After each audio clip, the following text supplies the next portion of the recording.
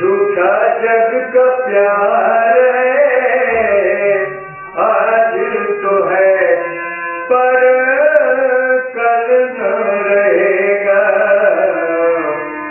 है इंसान भोले, झूठा जग का प्यार है, झूठा जग का प्यार है, आज तो है पर कल न रहेगा।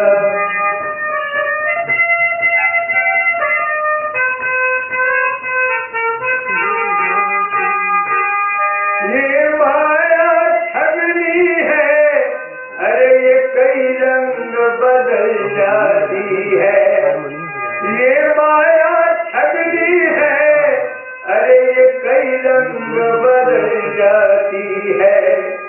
ये चिकने घड़े की बूंद है जो पल भर में फिसल जाती है। ये चिकने घड़े की बूंद है जो पल भर में फिसल जाती है। भला फिर सोचो तो क्या इसका एतबार है, इसका एतबार है, आज तो है पर कल न रहेगा। है इंसान भोले, झूठा जग का प्यार है, झूठा जग का प्यार है, आज तो है पर कल न रहेगा।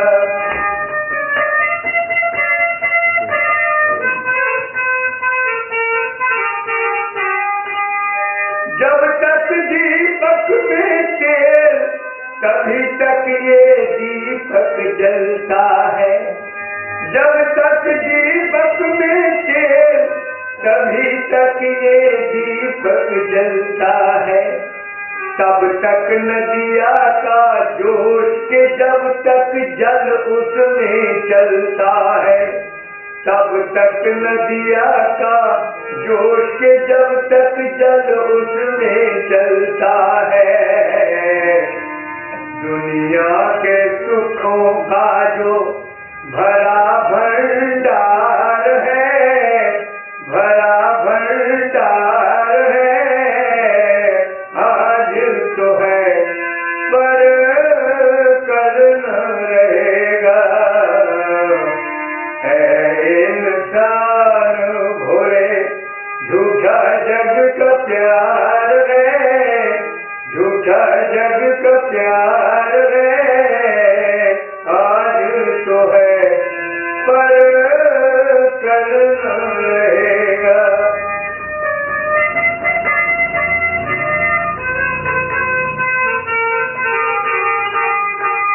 यह 4 दिनों की चमक चांदनी, 2 घड़ियों का सवेरा। यह 4 दिनों की चमक चांदनी, 2 घड़ियों का सवेरा।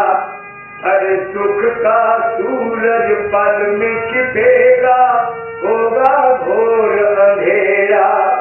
अरे सुख का सूरज पल में छिपेगा, होगा घोर अंधेरा। इस दुनिया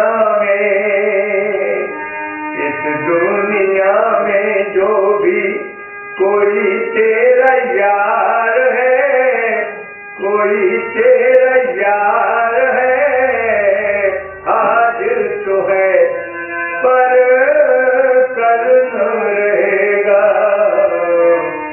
है इंसान भोले, झूठा जग का प्यार है, वो झूठा जग का प्यार है, आज तो है पर कल न रहेगा। है इंसान भोले, बोले प्यार रामचंद्र भगवान की, बोले वृंदावन बिहारी लाल की, बोले सदगुरुदेव भगवान सरकार की, बोले श्री महाराज जी की। नीलांबुज श्यामल कोमलांगं सीता समारो विद्वामिभागं पादौ सायक चारु चापं नमामि रामं रघुवंशनाथं अतुलित बलधामं शरणशैलाभदेहं धनुज बन कृशानं ज्ञानिनामग्रगण्यं सकल गुण निधानं वानरानामधीशं रघुपति वरदूतं वातजातं नमामि। श्री तुलसी के पद कमल बार बार जिनाय, रामचरितमानस विमल कथा कहूँ चित चाय, सियावर राम जय जय राम, सियावर राम जय जय राम। तुझो सुमिरत सिद्धि होई, गणनायक करिवर वदन, करहु अनुग्रह सोई, बुद्धि राशि शुभ गुण धरन। तो आज हमारा विषय है होई गणनायक, जो सुमिरत सिद्धि। ये बालकांड है। आज हम अयोध्या कांड की ओर पढ़ रहे हैं। इसके शब्द गोस्वामी जी ने दिया, कोई गणनायक, कोई माने होगा और गणनायक माने राजा। मतलब राजा कौन होगा? अयोध्या कांड की कथा ये है। कई कहते हैं कि भरत जी को राज्य दे दो। राम राजा के मन में आया कि मैं राम जी को राज्य दे दूं। अब भैया ना तो भरत जी राजा हुए और न राम जी राजा हुए। अवध कांड के अंदर तो केवल राम जी की चरण पादुकाएं जो है वही पधराई गई राज सिंहासन के ऊपर। अब यदि हम बारीकी से विचार करें तो इस कांड का प्रारंभ कहाँ से हो रहा है कि श्री गुरु चरण सरोज रज और निज मन मुकुर सुधार, वर्णौ रघुवर विमल यश, तुझोदायक फल चार। मतलब चरण रज की वंदना से ये कांड प्रारंभ हो रहा है। श्री गुरु चरण सरोज रज, गुरु के चरणार बिंदु की जो रज है परम पावनी, वो स्वामी जी कहते हैं उसकी मैं वंदना करता हूँ और उससे अपने मन रूपी दर्पण को निर्मल करता हूँ। गोस्वामी जी का बड़ा दिव्य चित्रण है। देखा जाए तो रज या धूल, रज धूल को ही कहते हैं, और धूल देखा जाए तो वास्तव में किसी भी दर्पण को गंदा करेगी। दर्पण पर धूल पड़ जाएगी तो वो गंदा होगा। लेकिन गोस्वामी जी का दिव्य विवेचन है, वो धूल से दर्पण को मानते हैं। निज मन मुकुर सुधार। कारण क्या है? आपने अनुभव किया है, नहीं किया, जरूर किया होगा। आप किसी दर्पण को खूब सरफ लगा लो, साबुन लगा लो, खूब धो लो, कितना ही कर लो, लेकिन अगर कहीं उपले की तुम्हें राख मिल जाए, उपले की गोबर का जो कंडा होता है, कंडे की राख मिल जाए जिसमें कोई मतलब कोई दरदरा पन्ना हो, क्या बात है। अगर उसको आप रगड़िए दर्पण के ऊपर तो जितनी ब्राइटनेस और जितनी शाइन आ जाएगी, उसमें जितनी चमक आ जाएगी, जैसे मरकरी से पॉलिश आपने कर दी, जैसे पारा से पॉलिश कर दिया, ऐसे हो जाएगा। तो गोस्वामी जी का दिव्य विवेचन यही है, वो कहते हैं कि उस रज से, जो गुरु के चरणारविंदों की रज है, वो परम पावनी रज क्या करेगी, वो हमारे मन रूपी दर्पण के मल को काट के चमका देगी। तो इस प्रकार से कहते हैं बरनौ रघुबर विमल जस, मैं रघुबर के निर्मल जस का वर्णन करता हूँ। मन रूपी दर्पण को गुरु महाराज के चरण कमलों की पावनी रज से निर्मल करके, और मैं रघुवर के वरणौ रघुवर विमल यश, तो जो दायक फल चार, जो चारों प्रकार के फलों को देने वाली रज है, मैं उसकी वंदना करता हूँ। अब देखना ये है कि यहाँ गोस्वामी जी ने जो रघुवर शब्द दिया है, वो मात्र राम जी के लिए नहीं है। वैसे तो रघुवर माने राम जी आप समझते हैं, लेकिन रघुवर शब्द का अर्थ क्या है? रघु माने रघुकुल का नाम है, और वर माने श्रेष्ठ। तो रघुकुल में जो श्रेष्ठ है, मैं उनका निर्मल यश वर्णन कर रहा हूँ। तो रघुकुल में जो श्रेष्ठ है, वो गोस्वामी जी दोनों का आशय दे रहे हैं, राम जी का भी और भरत जी। खूब समझ लीजिए बड़े प्रेम से।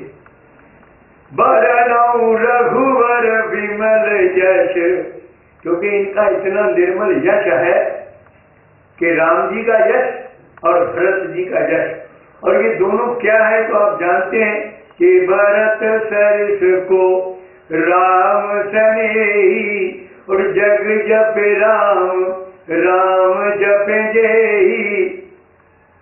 दुनिया राम का जपन करती है और राम भरत का जपन करते हैं। ये दोनों सरकार बिल्कुल एक थे। देखिए राम जी के लिए लिखा, निरुपम न उपमान राम समान राम निगम कहे। गोस्वामी जी ने राम जी के लिए उपमा दी कि राम समान राम, मतलब राम की कोई उपमा नहीं हो सकती। भरत जी के लिए भी ऐसा निर्मल गुण निरुपम पुरुष, इसमें और एक विशेषण बढ़ गया, उसमें तो निरुपम ही कहा था, इसमें निर्वधि भी कह दिया। निरवधि माने असीम गुण, और निरुपम इसमें भी आ गया। जो राम जी के लिए शब्द प्रयोग हुआ है कि राम जी निरुपम है, राम जी की उपमा नहीं दी जा सकती। गोस्वामी जी भरत जी के लिए ऐसा लिखते हैं कि निरवधि गुण, बोले उनके गुण तो निरवधि है, मतलब उनकी सीमा नहीं है कि कितने गुण भरत जी के अंदर है, और अनुपम तो वो है ही है। अनुपम पुरुष तो भरत समझाने, जैसे वहां कहा कि राम समान राम, और यहाँ कह दिया भरत समझाने। कहिए सुमेरु की शेर सम, कवि कुल मति सकुचानी सिया वर राम जय जय राम, सिया वर राम जय जय राम। गोस्वामी जी कहते हैं कि भरत जी की उपमा देनी ऐसे ही है जैसे कोई सुमेरु पर्वत एक शेर का बता दे। आजकल तो किलो चल पड़े हैं ना, पहले शेर ही होते थे। एक मन में 40 शेर होते हैं, एक मन में, जानते हो ना। एक ही शेर जो है बड़ा तगड़ा होता है, एक ही शेर आदमी को हिला देता है, समाज को हिला देता है। जिस मन में 40 शेर होंगे, क्या हाल बनेगा उस मन का हिसाब लगा लो। हम तो उसी जमाने के हैं ना, जब हमारे तो शेर ही चलते थे। तो कहते सुमेरु पर्वत माने जो स्वर्ण का पर्वत है। सोचिए अगर 10 ग्राम भी सोना होता तो कितना भारी होता, पीतल इतर की अपेक्षा बड़ा भारी लगता है। अब यहाँ गोस्वामी जी कहते हैं जो स्वर्ण का पर्वत है, सोचिए अब कोई अगर स्वर्ण के पर्वत को 1 किलो का कहते, चलो हम किलो ही बोल देते हैं, शेर को छोड़ो, 1 किलो का है वो सोने का पहाड़, तो क्या कुछ उपमा बनेगी? तो कहते हैं कवि कुल मति सकुचानी, कवियों की जो बिल्कुल बुद्धि जो है सकुचा जाती है एकदम। क्या उपमा है भरत जी महाराज की, कोई भी उपमा देंगे तो वो ऐसे ही होगी जैसे सुमेरु पर्वत एक शेर का है। तो कहने का मेरा भाव ये कि जिस प्रकार राम जी के लिए गोस्वामी जी लिखते हैं, ऐसे भरत जी के लिए। इसलिए ये रघुवर जो है, इनमें कोई राई भर अंतर नहीं है। और हम आपको एक बात और बता दें, गोस्वामी जी ने इस अवध कांड के अंदर जितने दोहों में राम जी का चरित्र चित्रण किया, ठीक उतने ही दोहों में भरत जी का चरित्र चित्रण किया। हम आपको कैलकुलेशन बता देते, आप जोड़ लेना। 326 दोहे हैं अयोध्या कांड में, 156 दोहे जो शुरू के हैं उनमें रामचरित्र का वर्णन है, और 156 के बाद 14 दोहे जो हैं वो महाराज दशरथ के महाप्रयाण के, तो 170 तक पहुंच गया। 156 और 14 170। अब उसके बाद 156 ही बचेंगे 326 बनाने के लिए, वो 156 भरत जी का चरित्र है। हम आपको ये बता रहे हैं इतना नापा और तोला है गोस्वामी जी ने। ऐसे नहीं उड़का के बंदाऊ, मतलब कहते हैं बरनाऊ रघुवर विमल यश, बोले मैं राम जी के उस निर्मल यश का वर्णन करता हूँ, मैं भरत जी के निर्मल यश का वर्णन करता हूँ। इन दोनों सरकार एक से हैं, जो दायक फल चार, धर्म काम मोक्ष के चारों फल जो है वो इनसे उपलब्ध होते हैं, प्राप्त होते हैं। क्या वो राम जी का चरित्र हो, राम जी का यश हो, या भरत जी का चरित्र और भरत जी का यश हो, ये दोनों सरकार बिल्कुल एक से है। और हम आपको एक विशेषता बताएं, अयोध्या कांड में आप सोचें, विचार करें। अयोध्या कांड में कोई संबोधन नहीं है, अयोध्या कांड का कोई वक्ता नहीं। जैसे संबोधन आता है ना, काग जी संबोधन करते हैं हे गरुड़, है, या मतलब ऋषि जी भरद्वाज के लिए संबोधन करते हैं, सुनो मुनीसा। उन्होंने कहा नहीं कि रामचरित्र की अमित मुनीसा है, तो मतलब मुनीसा उनका संबोधन है कि हे मुनिराज राम के चरित्र। तो आप देखिए अयोध्या कांड में इतना बड़ा कांड है, लेकिन इसमें कोई वक्ता नहीं है, कोई संबोधन है ही। 4 वक्ता है कहने को इस रामचरितमानस के, केवल गोस्वामी तुलसीदास जी इसको लिख रहे हैं, जो भी लिख रहे हैं, इसमें वक्ता कोई नहीं। अब देखना कोई संबोधन नहीं मिलेगा आपको। जैसे काग जी कहते हैं गरुड़ को या मुनि को, या शंकर कहते हैं उमा, आप कहते उमा कहूँ मैं अनुभव अपना, सत हरि भजन जब अपना, लेकिन अवध कांड में कोई आपको मिलेगा संबोधन नहीं है। यानी इस कांड का रचयिता, इस कांड का वक्ता कोई नहीं, केवल गोस्वामी तुलसीदास जी ने अपने भाव से इस कांड की रचना किया है, इसमें वक्ता का समावेश नहीं है।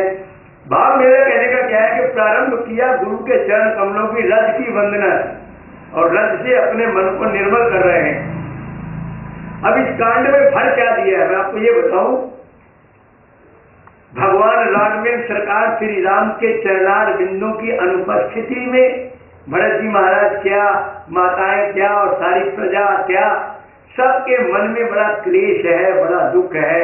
वो प्रभु के चरणों का ही चिंतन कर रहे हैं और प्रभु के चरणार बिंदु का ही दर्शन चाहते हैं, और प्रभु के चरणार बिंदु की अनुपस्थिति में व्याकुल हो रहे हैं। ये इस कांड का विषय है। और थोड़ा आगे बढ़े तो प्रयागराज तीर्थ पर आकर भरतलाल जी महाराज राम जी के चरणार बिंदु का ही अनुराग की मांग कर रहे हैं। और थोड़ा आगे बढ़िए तो भगवान राघवेंद्र सरकार के जो चरणार बिंदु में जो कंटकाकीर्ण और कठोर भूमि है, जिसमें निरे कांटे और पत्थर चुभ रहे हैं सरकार के चरणार बिंदु में, तो उनके कष्टों का वर्णन किया गया है, जो भरत जी महाराज को जरा भी पसंद नहीं है। कहते ही दुखदाह है दिन छाती के भूख न पाकर नींद न आती। भाव मेरा क्या है कि ये हमें लगता है कि ये सारा कांड भगवान के चरणार बिंदु को ही समर्पित है। और आगे बढ़िए तो आपको केवट जो चरणोदक का प्यासा है, उसको भी चरणों का चरणामृत चाहिए, इसलिए वो भी इस कांड के अंदर आ गया है। तो भैया और थोड़ा आगे बढ़े तो जब तक राम जी के चरणार बिंदु का दर्शन नहीं हुआ भरत जी महाराज को या सारे समाज को, क्योंकि भरत जी सारे समाज को लेके गए, जब नहीं हुआ जब तक, तो मार्ग में जो भगवान राघवेंद्र सरकार श्री राम के चरणार बिंदु के चिन्ह है और चरणार बिंदु को स्पर्श की हुई जो पावनी रज है, मतलब चरण रज और चरणार बिंदु के जो चिन्ह है, मतलब इन्हीं के वर्णन में इस कांड को रखा गया है। मैं ये आपको बता रहा हूँ, ये पूरा कांड केवल सरकार के चरणार बिंदुओं को समर्पित है।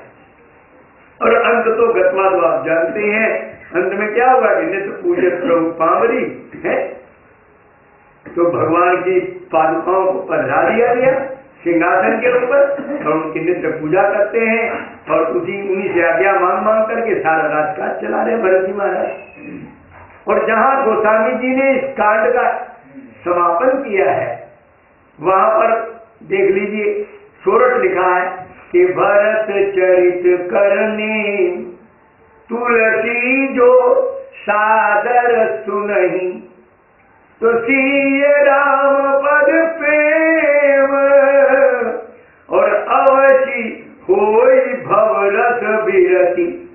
तो गोस्वामी जी ने एंड कहाँ किया, इस कांड का समापन कहाँ किया, सिय राम पद प्रेम।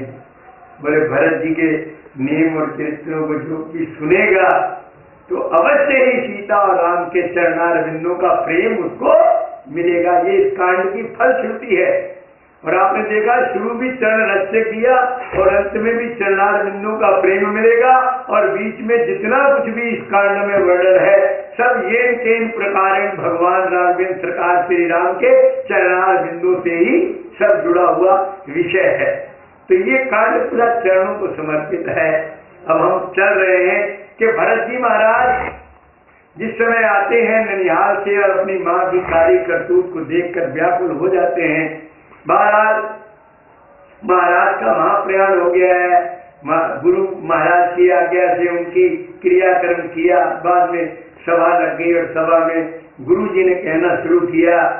गुरु जी ने क्या कहा, गुरु जी ने कहा कि हे भैया, राय राजपद तुम कहाँ दीना, पिता बचन फुर चाहिए कीना, और लोक वेद सम्मत सबही का, और जेहि पितु दे तो पावई टीका। और बड़े उदाहरण दे दिए गोस्वामी जी ने उस समय के परशुराम पितु आज्ञा राखी, मारी मातु लोक सब साथी, और तनय जजाति चौवन दयऊ, और पितु प्रभाव अग अजग न भयऊ। तो अनुचित उचित विचार करी, ये पालई पितु बैन, शोभाजन सुख सुजस के, बदई अमरपति ऐन से आवर राम जय जय राम। भाव क्या है, भाव ये कि गुरु जी ने ये संकेत दिया कि हे बेटा, पिता ने तुमको राज्य दिया है और पिता की आज्ञा सर्वोपरि है। और उदाहरण दे दिया परशुराम जी का, जजाति के पुत्र का, कि भाई देखो उन लोगों ने पिता की आज्ञा मानी तो उनको कोई, चाहे उन्होंने अनुचित किया कुछ भी किया, लेकिन उनको कोई पाप या अपराध नहीं लगा। इसलिए मैं तुमको भी ये राय देता हूँ कि अनुचित उचित विचार तज ये पाले पितु बहन, तुम भी पिता के वचनों का पालन करो और अनुचित और उचित का कतई विचार मत करो। ऐसा उपदेश गुरु जी महाराज ने भरत जी को दे दिया। अब जिस समय गुरु जी ने उपदेश दिया तो मंत्री क्या कहते हैं, कीजिए गुरु आयसु अवशी, और सचिव कहाई कर जोड़ी, रघुपति आए उचित जस, तस तब करब बहोरी। मंत्री बड़ा चालाक होता है, बड़ा होशियार होता है, चतुर होता है, तभी तो राज्य चलाता है। राष्ट्रपति के तो दस्तखत होते हैं, लेकिन सारा राज्य जो चलता है हमेशा प्रधानमंत्री के उस पर चलता है। तो मंत्रियों ने क्या कह दिया, गुरुजी ने तो समझाया, भरत को समझाया बुझाया। देखो गुरुजी ने आज्ञा नहीं दी, आप बताइए कोई शब्द बता रहा है कि गुरु ने आज्ञा दी हो कि भरत तुमको ये करना है ना। गुरु तो उपदेश दे रहे हैं कि देखो परशुराम ने भी ऐसा किया, जजाति के पुत्र ने भी ऐसा किया, इसलिए मैं तुमको भी राय देता हूँ कि जो भी मतलब उचित उचित को छोड़ दो और पिता की आज्ञा पालन करो, तुम सुख सुजल से मालिक बनो और अमरपति में जाके अमरपुर में निवास करो। ये सब बातें तो ये इसमें आज्ञा बिल्कुल नहीं है, मैं आपको समझा रहा हूँ। अब मंत्री क्या कहते हैं, मंत्रियों ने जरा थोड़ा सा अपना चालाकी और होशियारी लगाई इसमें कि कीजिए गुरु आयसु अवश्य, भरत जी गुरु की आज्ञा को अवश्य पालन कर लो। अरे गुरु ने आज्ञा दी कब है, और कहीं सचिव कर जोड़ी, हाथ जोड़ के मंत्री बोलते हैं कि भरत महाराज बैठ जाइए गद्दी पर, गुरु जी कह रहे हैं गुरु की आज्ञा का पालन करना चाहिए। और बोले एक बात और समझ लो, क्योंकि जब आदमी गद्दी पर बैठ जाता है ना, और अगर कहीं उसको उतरने का नंबर आ जाए गद्दी से, तो भैया उसको बड़ा ही बुरा लगता है। अब मंत्रियों ने वही चालाकी भरी बात की भरत जी से, बोले तुम ये चिंता मत करो कि 14 साल बाद राम जी आ जाएंगे, आने तो राम जी को। अरे रघुपति आए उचित जस, राम जी के आने के बाद जो उचित होगा तब देखा जाएगा, तुम काहे की चिंता करते हो, तुम तो बैठ जाओ, बाकी हम संभाल लेंगे। मतलब संकेत क्या दिया है कि तुम ये मत सोचो कि गद्दी पर बैठ के मुझे गद्दी से उतरना पड़ेगा। आप शब्द देखिए, गोस्वामी जी के हम शब्दावली पर तो बलिहार रहते हैं, मंत्री है तो कितनी चालाकी की चतुराई की बात है कि पहले तो आज्ञा बना दिया, गुरु के उपदेश को आज्ञा बना दिया कि कीजिए गुरु आयसु अवश्य, कहीं सचिव कर जोड़ी, फिर रघुपति आए उचित जस। अरे राम जी के आने की क्या फिक्र है, जब वो आएंगे उस समय देखा जाएगा क्या उचित है क्या अनुचित है। तस तब करव बहोरी, उस समय वैसा ही हम लोग कर लेंगे जैसा मौका होगा। ये सब बात अब भरत जी की बात सुनिए, मंत्रियों ने कह दिया, गुरु जी ने कह दिया, अब भरत जी क्या कहते हैं जरा उनकी बात सुनिए। भरत जी कहते हैं मोहि उपदेश दीन गुरुनी का, अभी ना बात स्पष्ट हो गई। भरत जी कहते हैं मुझे गुरु जी ने बड़ा सुंदर उपदेश दिया, मोहि उपदेश दीन गुरुनी का। और मैं ये भी समझ रहा हूं कि प्रजा सचिव सम्मत सब ही का, मंत्रियों की सलाह भी यही है, प्रजा की सलाह भी यही है, माताओं की सलाह भी यही है। बोले ये भी मैं समझ रहा हूं। अब वो क्या कहते हैं कि यद्यपि ये जानत होनी के, और तदपि होत परितोष न जी के। बोले इस बात को मैं अच्छी तरह समझ रहा हूं कि भाई ये मेरे को जो राय दी गई है बड़ी अच्छी राय है, मंत्रियों की भी है, माताओं की, परिजनों की और गुरु जी की, लेकिन बात यह है कि मैं क्या करूं, तदपि होत परितोष न जी के। बोले मेरे दिल का सेटिस्फेक्शन नहीं हो रहा, मेरे मन की संतुष्टि नहीं हो रही, इसलिए भरत जी क्या कहते हैं, अब तुम विनय मोरी सुनी लेहू, और मोही अनुहरत सिखान देव। भरत जी कहते हैं अब मेरी प्रार्थना यह है कि तुम मेरी विनती को सुनो, मैं क्या चाहता हूं कि कम से कम मेरी बात सुन ली जाए, और उसके बाद मोही अनुहरत सिखावन देव, मतलब मेरी प्रार्थना के अनुसार फिर मुझको शिक्षा दो। क्या भाई भरत जी तुम ऐसा कर लो। तो बोले पहले मेरी बात सुन ली जाए फिर मुझे शिक्षा और उपदेश दिया जाए, ये भरत जी ने कहा। फिर क्या कहते हैं, पितु सुरपुर सिया राम बन, और करण कहु मोहि राज, एहि ते जानौ मोर हित, के आपन बड़ काज, सियावर राम जय जय राम। तो भरत जी कहते हैं एक बात को मुझे बता दो, पिताजी सुरक्षित आ गए हैं, राम जी वन में चले गए हैं, मुझे तुम राजगद्दी पर बिठाना चाहते हो, अच्छा इतना तो बता दो, सब लोग प्रबुद्ध वर्ग है सब, ये तो समझा दो कि इसमें मेरा हित है या तुम्हारा अपना कोई बहुत बड़ा उल्लू सीधा हो रहा है। यही ते जानौ मोर हित, अपने लिए तो कहते मेरा हित है क्या, के आपन बड़ काज, या आप अपना कोई बहुत बड़ा मसला हल करना चाहते हो मुझे गद्दी पे बिठा के। भरत जी ने कहा ये मुझे और समझा दिया जाए कि आप लोग जो मेरे सिर हो गद्दी पे बिठाने के लिए, तो इसमें मेरा हित हो रहा है कि आपका भला हो रहा है। फिर भरत जी ने कहना शुरू किया, क्या कहते हैं, हित हमार सियपति सेवकाई। बोले हमारा हित कहते हो तो गलत, क्यों, हमारा हित तो सीतापति की सेवा करना है। हित हमार सिय पति सेवकाई, सो हरि लीन मातु कुटिलाई। वो हमारी माँ के खोटे पन्ने ने हमसे वो सेवा छीन ली, समझे। हमारा हित तो उसमें था जो हमारी माँ ने हमसे छीन लिया। और शोक समाज राज के ही लेके, बोले जिस गद्दी पर तुम मुझे आसीन कराना चाहते हो, जरा मेरे हृदय की भावना भी सुन लो कि मुझे वो क्या लग रहा है, मेरी दृष्टि में वो राज क्या है। बोले शोक समाज, बोले उसमें मेरा शोक इकट्ठा किया हुआ। समाज का मतलब देने जब बहुत चीजें मिल जाती है तो एक समाज बन जाता है। समाज अकेले को तो कहते नहीं। तो बोले सारे शोक ही शोक भरे हुए हैं इस राज के अंदर, जिसमें आप लोग मेरे लिए बड़ा सुख और आनंद ढूंढ रहे हो।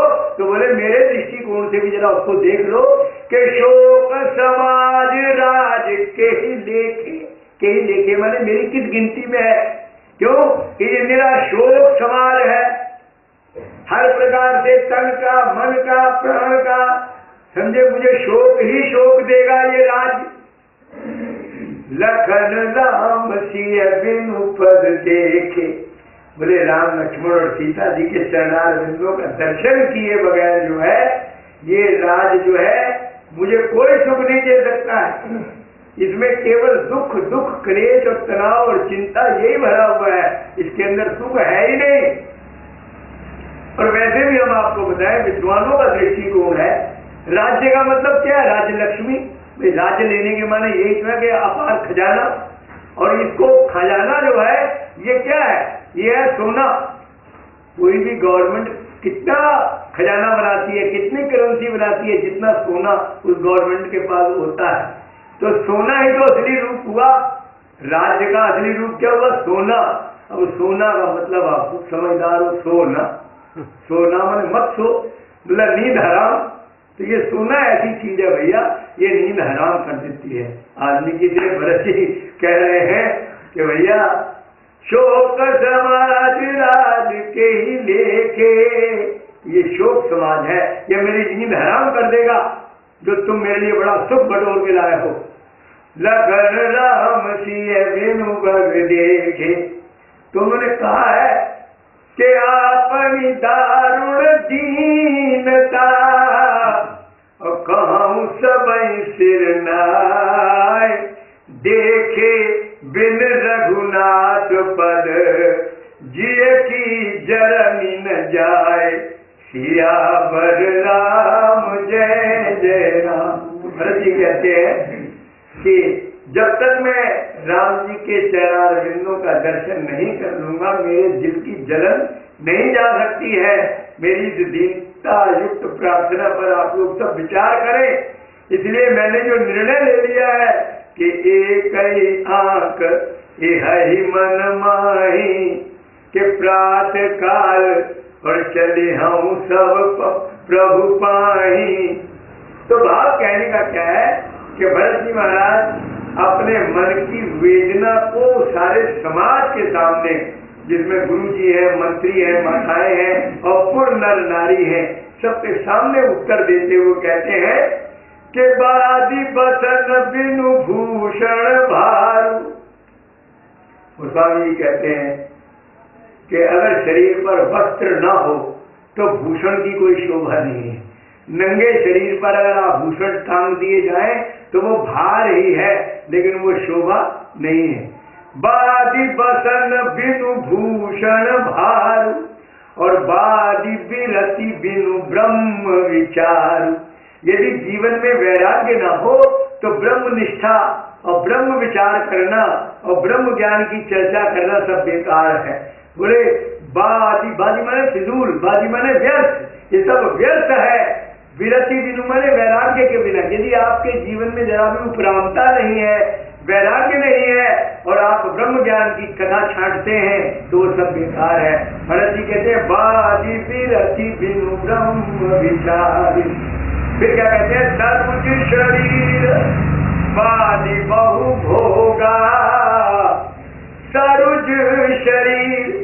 बोले यदि शरीर रोगी है, सरुज माने रोग सहित है, बादी बहु भोगा, भोग जो है व्यर्थ है। अरे रोगी शरीर को भोग क्या, भोगे रोग भयम, भोग से तो हर समय रोग का भय लगा है, और जो शरीर ही रोगी हो तो उसके लिए भोग तो जहर है।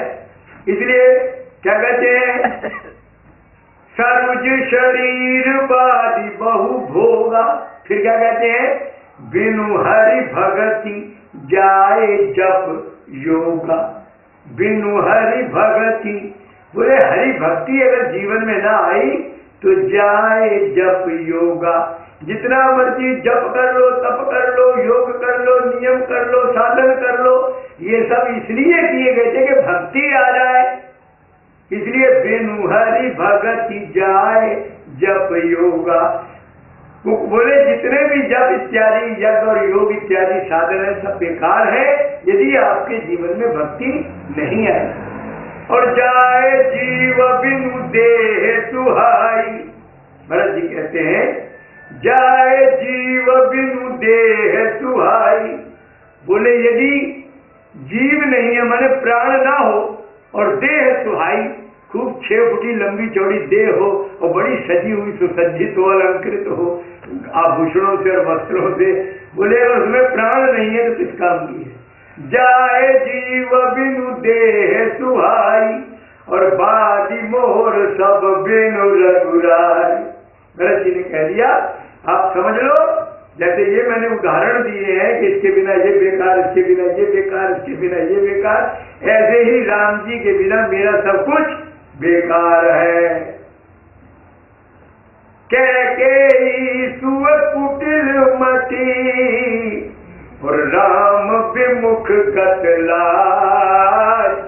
अरे तुम चाहो सुख मोह बस, मोहि से अधम के राज, सियावर राम जय जय। तो भरत जी क्या कहते हैं, मोहि राज हठी दई हो जबहि, तो रसा रसा तल जई है तबहि। रसा माने पृथ्वी और रसातल माने पाताल। बोले मोहि राज हठी दई हो जबहि, मुझे अगर जबरदस्ती हठपूर्वक आपने मुझे राजगद्दी पर बिठाया तो नोट कर लेना क्या होगा कि रसा रसा तल जाई है तबहि। उसी समय ये पृथ्वी पाताल में गर्क हो जाएगी, ये पृथ्वी टिकेगी नहीं। क्यों, मोहि समान को पाप निवासु, और यही लगी थी राम बनवासु। मोहि समान, भरत जी महाराज कहते हैं मेरे जैसा पापी और नीच कौन होगा जिसके कारण आज सरकार जो है वो वन में भटक रहे हैं। तो भाव कहने का क्या है कि भरत जी महाराज अपने आप को इतना पापी, इतना अपराधी, इतना दोषी मानते हैं। कहते हैं भैया मुझे राज्य गद्दी पर बिठाओगे तो पृथ्वी नहीं रुक पाएगी, पृथ्वी गर्क हो जाएगी, क्योंकि इससे बड़ा और पाप क्या होगा जो आप कराने जा रहे हैं। आप अंदाजा लगाइए, ये जितनी भी संपत्ति या वैभव या लक्ष्मी है वो प्रभु श्री राम की है, और भरत जी कहते हैं तुम मुझे उसका भोक्ता बनाना चाहते हो। जरा अंदाजा तो लगाइए, भरत जी अपने आप को माता सीता का पुत्र मानते हैं, क्योंकि बड़ा भाई और बड़ी भाभी जो है माता और पिता के समान मानी जाती है। तो भरत जी तो एक पुत्रवत भावना में बंधे हैं, और वो कहते हैं जिस राज्य लक्ष्मी पर तुम मुझे बिठाना चाहते हो मूर्खो, ये तो अंदाजा लगा लो क्या उस लक्ष्मी का मैं भोक्ता बन सकता हूँ। अरे उसके भोक्ता केवल प्रभु श्री राम है। मेरे लिए तो वो लक्ष्मी माता के समान है, मैं उसकी सेवा तो कर सकता हूँ, मैं उसकी सुरक्षा तो कर सकता हूँ, लेकिन मैं उसका भोक्ता नहीं बन सकता। पर तुम मुझे भोक्ता बनाना चाहते हो, इसीलिए उन्होंने इतने कड़े शब्द कहे हैं कि वो इस मान को पाप निवासु। कहते हैं इससे ज्यादा और पाप जघन्य अपराध क्या हो सकता है जो आप लोग सब मुझे कराना चाहते हो। फिर वो कहते हैं आप लोगों का भी कोई दोष नहीं है। अरे कारण से कारज कठिन, हो यही दोष न मोर, कुलिश अस्थिते ऊपर थे लौह कराल कठोर किया वर राम जय जय राम। भाव क्या है? भाव ये, कारण ते कारज कठिन। भरत जी कहते हैं एक सूत्र है इस जगत में, वो सूत्र काम करता है। क्या है? कि जो कार्य होता है ना वो कारण से भयंकर होता है। कार्य कारण से भयंकर होता है, मतलब कारण जो है वो तुच्छ रह जाता है और जो कार्य है वो उससे बढ़ चढ़कर होता है। और उदाहरण दे दिया, कुलिश अस्थिते। आपको पता है इंद्र ने वृत्रासुर को मारने के लिए ऋषि की अस्थि लेकर के और वज्र बनाया था ना, उसे कुलिश कहा है। तो बोले कुलिश, अब कुलिश कौन हुआ? कार्य। और कारण कौन था? हड्डी। जो ऋषि की अस्थि है वो तो हो गया कारण, क्योंकि उससे कार्य हुआ। तो उस अस्थि के माध्यम से जो कार्य हुआ वो बन गया वज्र, कुलिश। तो बोले आप ये बताइए, बना तो वो एक अस्थि से, लेकिन वो कितनों की अस्थियों को चूर किया उसने, और इस राक्षस की अस्थियों को चूर कर दिया उसने, जबकि अस्थि से ही बना। देखने की बात यह है, तो कारण से कार्य कितना अधिकतर हो गया, कितना भयंकर हो गया, कितना अधिक प्रभावशाली हो गया। तो बोले ऐसे ही एक उदाहरण और दिया, उपल से लौह कराल कठोर। उपल माने पत्थर। देखिए लोहा जो है पत्थर की खानों से ही तो निकलता है। ये जितनी बंगाल बिहार में सिंह भूमि है ये सब लोहे की खाने हैं यहाँ पर। तो आप देखिए लोहा पत्थर से, खान से निकलता है, लेकिन वही लोहा पत्थर को काट सकता है। अब बताइए क्या पत्थर से कभी लोहा कटेगा? अगर आप लोहे को काटना चाहें तो पत्थर का कैसा है, तुम तेज धारदार अस्त्र बना लो, कुछ भी बना लो, पत्थर से लोहा नहीं कटेगा। लेकिन लोहा से पत्थर कट जाएगा।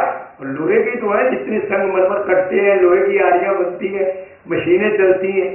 तो भाव क्या है, जबकि लोहा देखा जाए तो लोहा कार्य है और कारण कौन है? पत्थर है, क्योंकि पत्थर से पैदा हो रहा है ना। तो भाव क्या है कि आप ये देखिए कि जो कार्य है वो कारण से बढ़ चढ़कर होता है, अधिक प्रभावशाली होता है, अधिक भयंकर होता है। तो भरत जी ये कहना चाहते हैं, जरा विचार कर लो मेरा क्या कसूर है? कारण से कारज कठिन हुई है दोष न मोर। बोले मेरा दोष तो है ही नहीं, इसलिए दोष नहीं है कि मेरा कारण कौन है, उस पर विचार करो। मेरा कारण है क्या कि, और मैं हूं उसका कार्य। तो कार्य तो जितना भी भयंकर हो जाए वो थोड़ा है।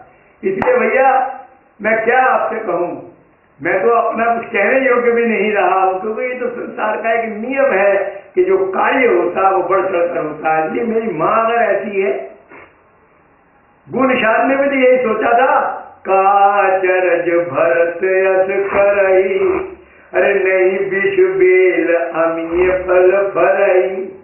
बोले क्या जहर की बेल पे कभी अमृत का फल टंगेगा? अरे जहर की बेल पे फल भी जहर का ही लगेगा। तो वही भरत जी कहते हैं कि भैया मेरा कारण आप देख लो, वो कितना भयंकर है, तो मैं तो उससे परम भयंकर हूँ। इसलिए मैं क्या कहूँ अपने बारे में, मैं कुछ नहीं कह सकता, और उसमें मेरा कोई दोष नहीं है, क्योंकि मेरा कारण ही इतना खराब है। तो मैं जितना खराब हो जाऊँ वो थोड़ा है।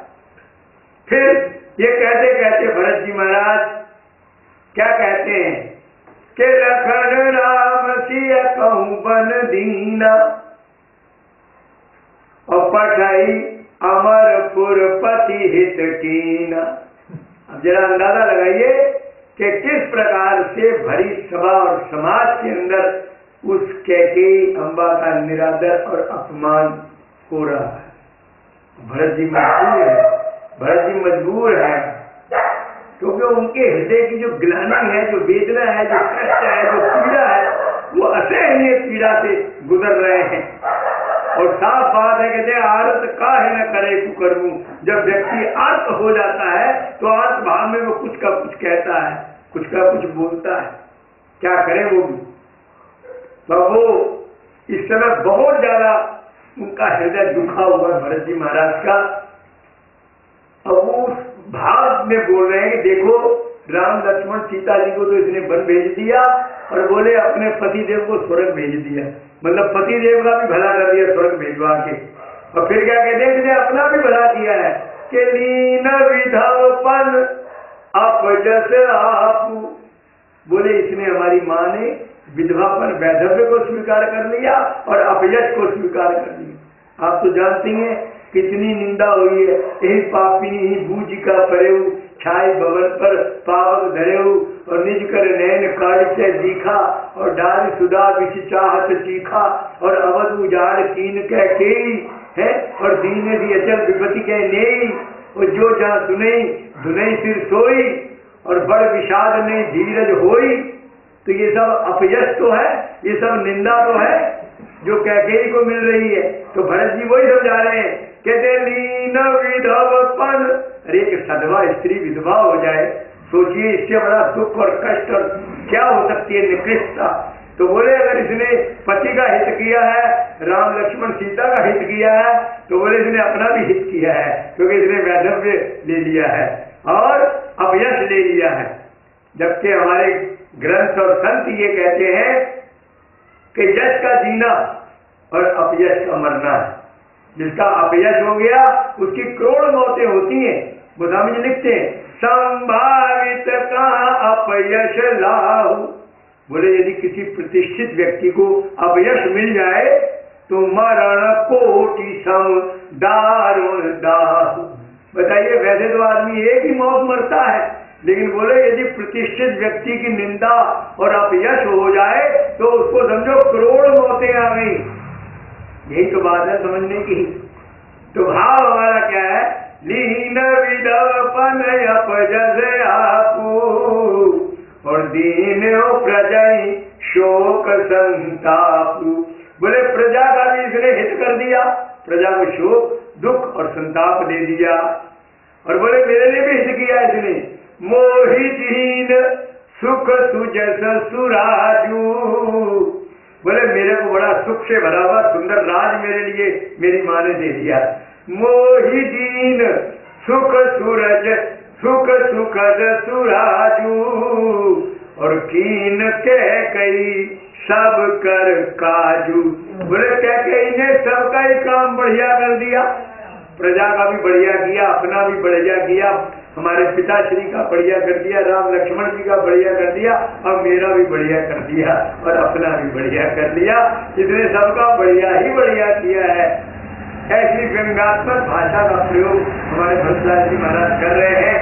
और क्या कहते हैं, बोले मेरी हालत तो ये बन चुकी है कि ग्रह ग्रहित पुनि बात बत ते ही पुनि बीची मार और ते ही पियाइए बारुणी कहु कहु उपचार किया बर राम जय जय राम।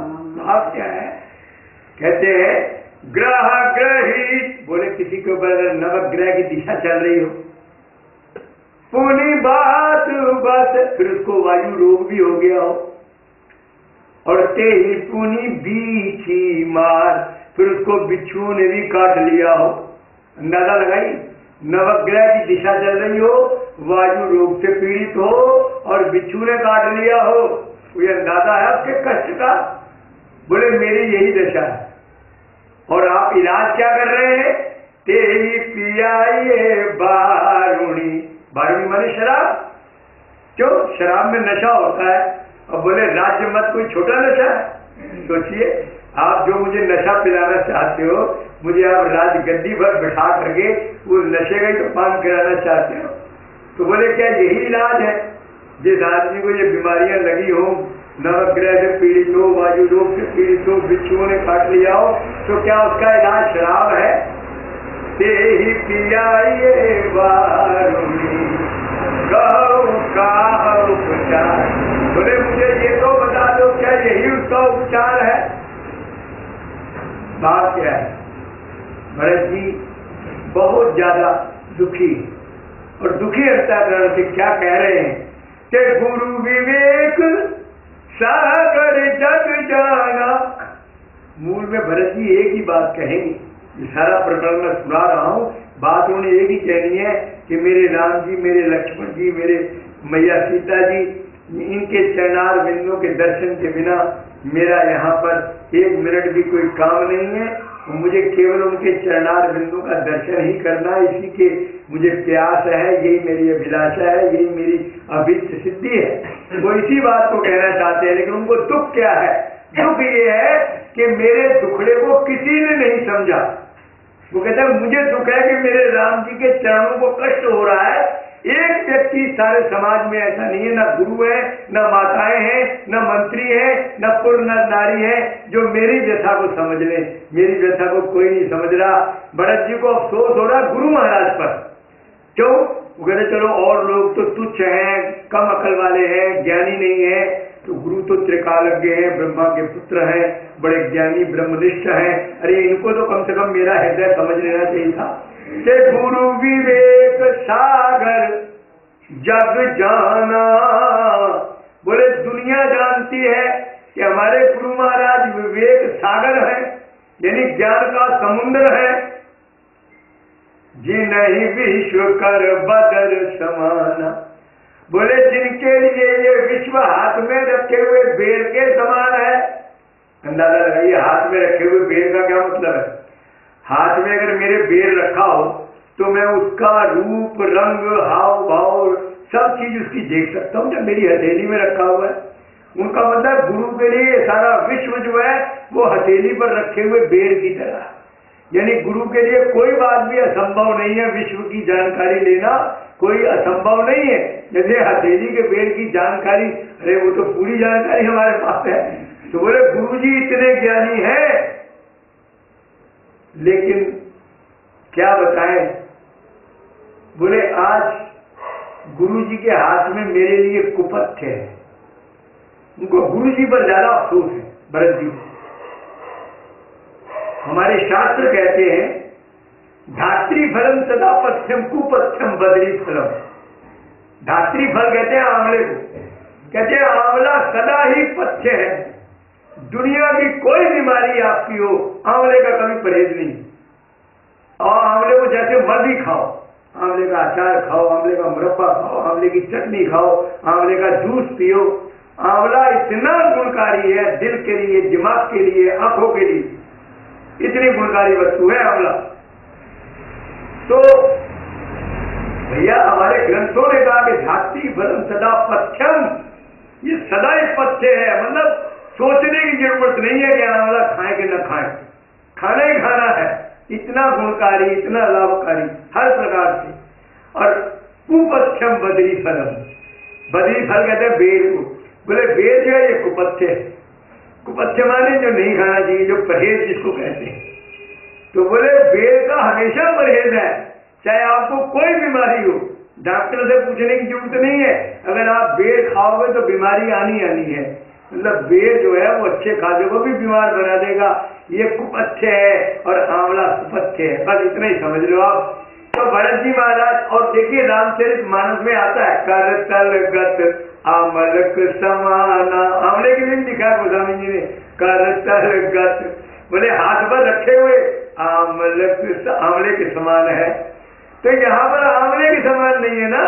भरत जी कहते हैं मैं क्या करूं, गुरु जी हैं तो ज्ञान के सागर, समझे, और दुनिया जानती है, लेकिन मेरे लिए आज इनके हाथ में कुपथ्य है। इसलिए उपमा बेर की दी गई है कि जिन्हीं विश्व कर बदर समाना, और वो कहूं तिलक साज सज सो। अरे वही मेरे राज तिलक की तैयारी करा रहे हैं। तो भय बीती विमुख विमुख सबको। मैं तो समझता हूँ मेरे ऊपर विधाता ही रूठ गया है। जब विधाता ही मेरे बेमुख है तो सब लोग मेरे बेमुख हैं, चाहे वो माताएं हैं, चाहे वो मंत्री हैं, चाहे वो गुरु। फिर क्या कहते हैं, परिहरि राम सिंह जग माही, को ना कही मोर मत नाही। अब देखिए यहाँ पर भरत जी की कितनी जबरदस्त विचारधारा है। यानी सबके सामने कह रहे हैं, गुरु जी है, माताएं हैं, मंत्री है, पुरुष नारी है, सब लोग मौजूद है, उनके बीच में ये बात कह रहे हैं। क्या कहते हैं, परिहरि राम सीय जगमाही। इस दुनिया में बोले केवल दो हैं, एक राम जी और एक सीता जी। जो ये मुझे जानते हैं कि ये मेरी मत से काम नहीं हुआ है, मतलब राम का वनगमन मेरी मत से नहीं हुआ है, बोले केवल दो व्यक्ति हैं इस पूरी दुनिया में, एक राम जी एक सीता जी। परिहरि राम सीय जगमाही, को ना कही मोर मत नाही। बोले एक भी व्यक्ति ऐसा नहीं है जो ये कहेगा कि मेरी सलाह नहीं थी, मतलब सब यही कहेंगे कि भरत की सलाह से राम को वनगमन हुआ है, केवल राम जी और सीता जी को छोड़कर।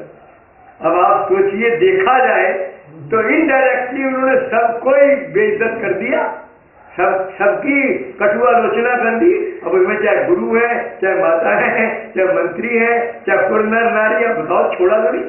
शब्द गोस्वामी जी के भाई एक शब्द भी इधर से उधर नहीं है, आप फिर देख लीजिए, पढ़ लीजिए। तो भरत जी ने तो खुल के कह दिया कि तुम सब मेरे विरोधी हो, क्योंकि तुम मेरे दिल की भाव को जानते ही नहीं हो। मेरे क्यों, यही तो मतलब है। और गुरु जी ने भी कहा हाँ, जिसको बाप देता है उसको राजगद्दी पे बैठना चाहिए। मंत्री ने भी कह दिया हाँ देखो गुरु की आज्ञा पालन कर लो। माताएं भी कहेंगी पूत पत्ते गुरु आजत हुआ है? माता ने भी कह दिया कौशल्या ने, सरल स्वभाव है, लेकिन उसको कोई ज्ञान नहीं है ज्यादा। मंत्रियों को तो ज्ञान भी है, गुरु को ज्ञान भी है, लेकिन बात तो ये है ना कि भरत जी की ये बात यहाँ पर पूरी उतरती है, 100% खरी उतरती है कि सबको मेरे ऊपर शक है कि मैंने ही ये काम करवाया है। इसलिए सब सोचते हैं जब मैंने ही करवाया तो गद्दी पे इनको बिठा दो। मैं गद्दी में बैठने के लिए तो राम को मन भेजा गया है, तो इन्हें गद्दी में बिठा दो। और दुख ने इस बात का है कि मेरे मन में जो क्लेश है, मेरे मन में जो कष्ट है, वो क्या है कि लखन राम सिय बिनु पग पनहि, करि मुनि बेश फिरहि बन बनहि। और यही दुख दाह दहहि दिन छाती, और भूख न बासर और नींद न राती। तो भरत जी की विरह वेदना ये है, भरत जी का दुख ये है। लेकिन भरत जी को गुरु जी पर ज्यादा दुख आ रहा है कि बताइए गुरु जी भी मेरी बात नहीं समझ रहे, जो त्रिकालज्ञ और सर्वज्ञ है। तो कहते कई उड़ बस दुसह दवारी, कहते मेरे मन रूपी वन में एक ही भयंकर आग लगी हुई है। दवारी कहते हैं वन की आग को। 3 प्रकार की आग है ना, जठरा नल, दावा नल और बड़वा नल। तो चाहे मतलब जठरा नल माने जो पेट की आग है, और बड़वा नल माने जो समुद्र की आग है, और दावा नल माने जो वन की आग है। तो वही दावा नल को दावारी कहा है यहाँ। तो क्या कहते हैं, एक ही उड़ बस दुसह दवारी, मेरे हृदय रूपी वन में एक ही भयंकर आग मुझे जला रही है।